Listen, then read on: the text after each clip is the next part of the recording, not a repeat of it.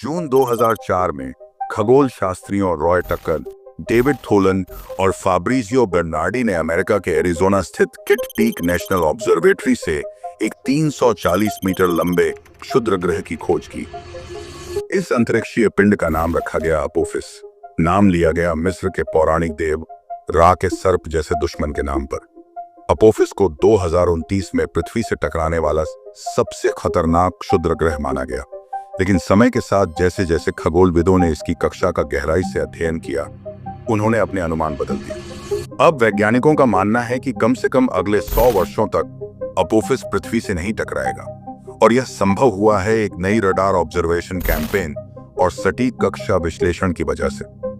जब वैज्ञानिकों को पता चला कि 2029 में अपोफिस पृथ्वी से नहीं टकराएगा, बेहद पास से गुजरेगा, तो यह तुरंत सुर्खियों में आ गया।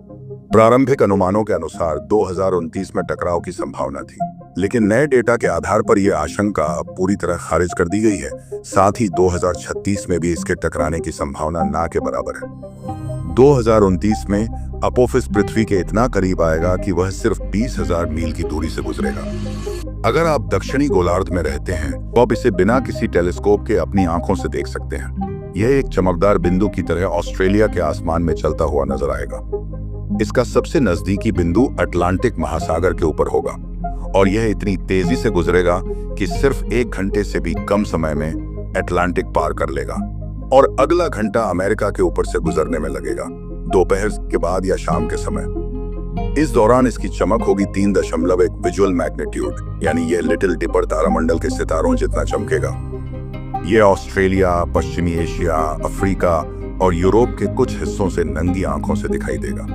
पृथ्वी की गुरुत्वाकर्षण शक्ति अपोफिस की कक्षा को प्रभावित करेगी, और 2068 में यह फिर से हमारे पास से गुजरने की संभावना है। उस समय पृथ्वी से टकराने की संभावना शुरू में 1,50,000 में एक आंकी गई थी, लेकिन जब 5 मार्च को अपोफिस पृथ्वी के पास आया तो वैज्ञानिकों ने रडार डेटा का उपयोग करके इसकी कक्षा को और सटीकता से मापा, और यह पुष्टि की कि 2068 में या उसके बाद भी टकराव की कोई संभावना नहीं है। नासा के नियर अर्थ ऑब्जेक्ट स्टडीज केंद्र ने कहा है कि अब 2068 में टकराव की संभावना नहीं बची है, और अगले 100 वर्षों तक भी कोई खतरा नहीं है।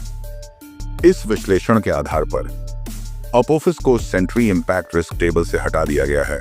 यह वह सूची है जिसमें ऐसे पिंड होते हैं जिनसे टकराव का खतरा होता है। नई जानकारी के मुताबिक अपोफिस हमारे पुराने अनुमानों से बाहर जा रहा है, और इसका जिम्मेदार है सूर्य।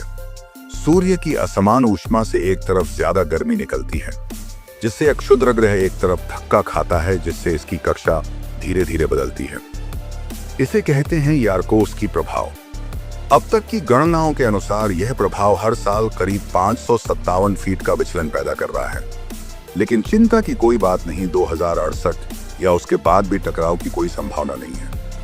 अगर अपोफिस सच में पृथ्वी से टकराता तो इसका प्रभाव 1000 मेगाटन TNT के बराबर होता, यानी सैकड़ों न्यूक्लियर बमों जितना।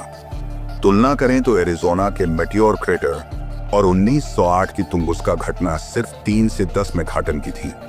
हालांकि यह मानवता का अंत नहीं करता, लेकिन करोड़ों लोगों की जान जा सकती थी, और सालों तक जलवायु परिवर्तन का संकट पैदा हो सकता था। अगर हम इसे रोक नहीं पाते तो हमें क्षेत्र खाली कराना पड़ता। स्पेस रेफ्यूजीज का पहला युग शुरू हो सकता था। इतने बड़े मिशन के लिए पूरे विश्व को साथ मिलकर काम करना पड़ता, और हर बार यह संभव नहीं होता। अगर आपको यह वीडियो पसंद आया हो तो सब्सक्राइब करें और बेल आइकन दबाएं, ताकि आप अद्भुत अंतरिक्ष तथ्यों को मिस ना करें।